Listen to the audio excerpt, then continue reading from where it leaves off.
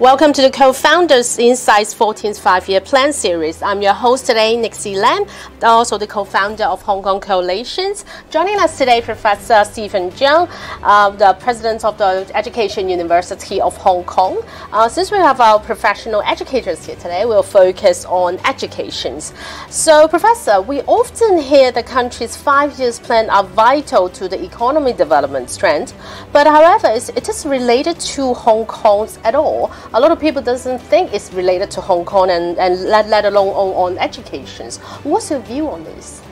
Well, definitely the 5-year plan is related to Hong Kong because Hong Kong is part of China.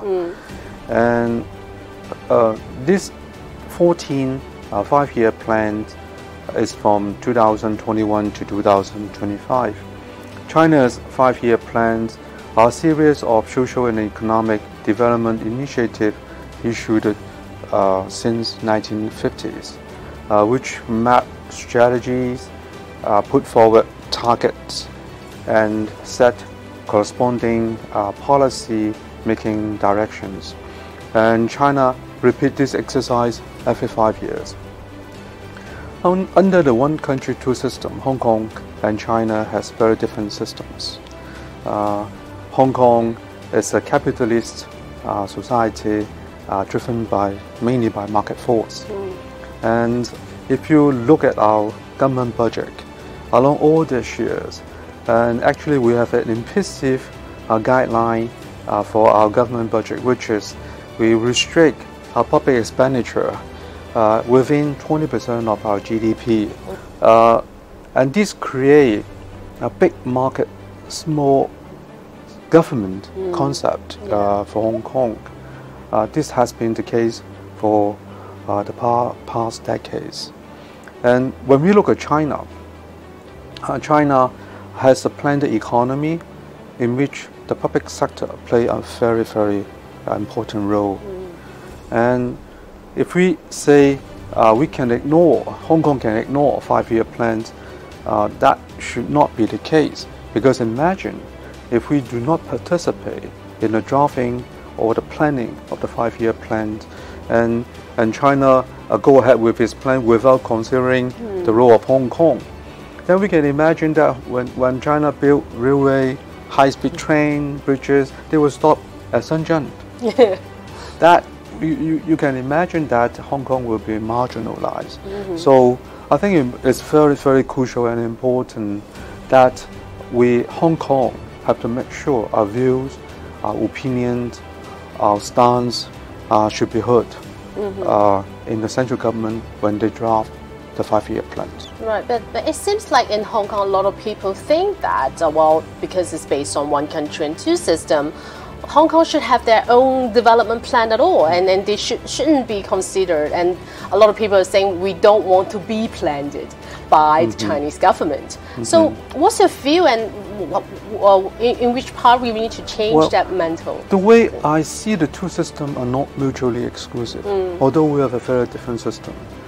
But running our own system doesn't mean that we do not need to pay attention to China economic growth, to China 5-year plans, because knowing what they think, knowing their philosophy, knowing their way forward is definitely beneficial to Hong Kong to create a win-win situation for both.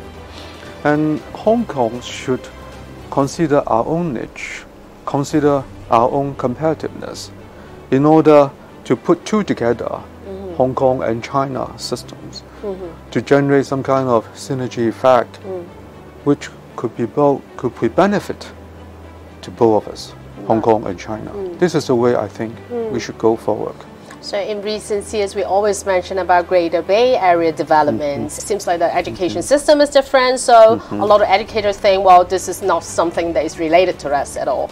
So how do you think? Is there any plans that to bridge both sides together? I see there is actually a lot of opportunity for the education sector to coordinate and to cooperate. And again, to generate synergy effect. And at this moment of time, a lot of Hong Kong universities, they are actually running campuses in the Great Bay, in GBA, Greater Bay Area, and running joint research centers and offer joint programs in GBA. And this situation is beneficial to both Hong Kong and China, to our university sector, and also benefit the southern part of China, particularly the GBA. When you look at the location of top universities in China, you can easily spot out, well, Tsinghua, Beida in Beijing, and Fudan, and Jiaotong, and Shanghai. And when you look at the Guangdong province, you can only find Zhongshan University, which is close to the top university in China. With Hong Kong University participation, definitely we can raise a standard, academic standard in a GBA. Because when we look at the ranking of Hong Kong universities, according to QS ranking, you can easily find 5 of us, the comprehensive university, located among the top 100 in the worldwide list. So that with the Hong Kong university situated or running off campus in GBA area, definitely we can raise the academic standard in GBA. Right. And what are the opportunities for youngsters if they want to be teachers or maybe practice in the Greater Bay areas in the future? The way I look at it is, at the moment of time, GBA has a population of 17 million, comparing to Hong Kong, talking about 7 million.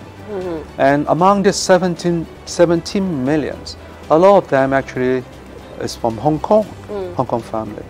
And they may bring their kids to GBA. The reason is, well, maybe they can find a cheaper place, a cheaper apartment, I mean, better living standard, or they prefer living standard in GBA vis-a-vis Hong Kong. And I think there will be increasing demand for education in GBA, but not the mainland system, the Hong Kong system.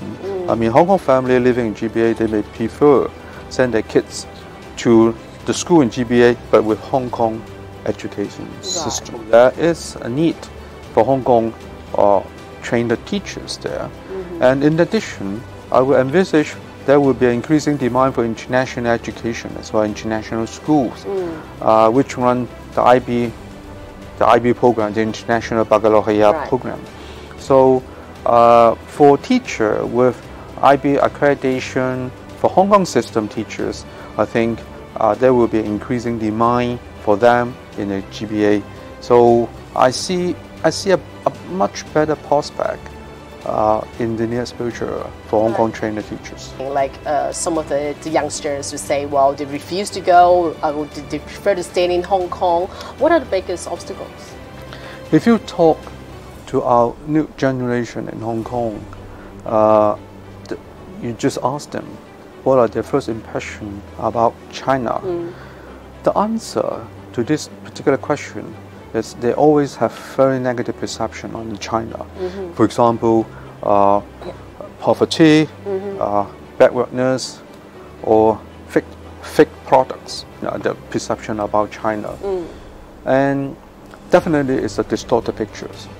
A lot of them have not been to China themselves.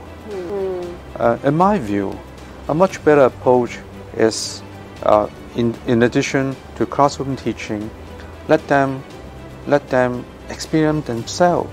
Let our young generation see for themselves what's going on in other part of the country. Us, as the older generation, we should provide opportunity for them to facilitate them to communicate, to interact among Hong Kong young generation and their mainland peers, the mainland counterparts. I think study tools is important. Exchange is important. I understand the Hong Kong government has been putting in a lot of resources. In this exchange activities, study tours, interns and stuff. But the question we have to ask: are they effective?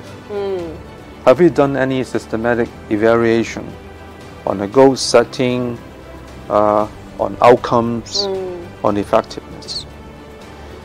We should rethink how we can do it effectively. In my view, the most effective way is we should generate more theme-based exchange activities. Like if they are interested in art and cultures, Right. if they're interested in history. So they join the same program together. Together, mingle together, Right. communicate together, Something like that. finish a project, and then they can continue to communicate with each other through WeChat, through WhatsApp, and we become friends. So continuation is very important. I think this is the best way to promote mutual understanding among Hong Kong and China. We see increasing numbers of participants from Hong Kong joining this study tours. But I guess there will be a lot of repeated customer within the numbers, meaning that for those who like traveling, we travel several times per year. But for those who want them to go, never go. And parents, I think parents should go as well, because I think parents should go with their kids maybe the first time to see for themselves. China is not the China, and I mean it's not the old China we imagine, you know, in the 50 years. I see the change in China. The first time I've been to Shanghai and Beijing was in 1984. And since then, every year you go to Beijing and Shanghai, you see changes.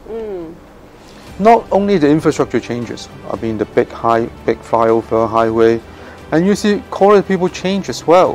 We always complain the city, the street in mainland city are so dirty, you know, people spit on the street and they litter on the street, you know, wherever they want.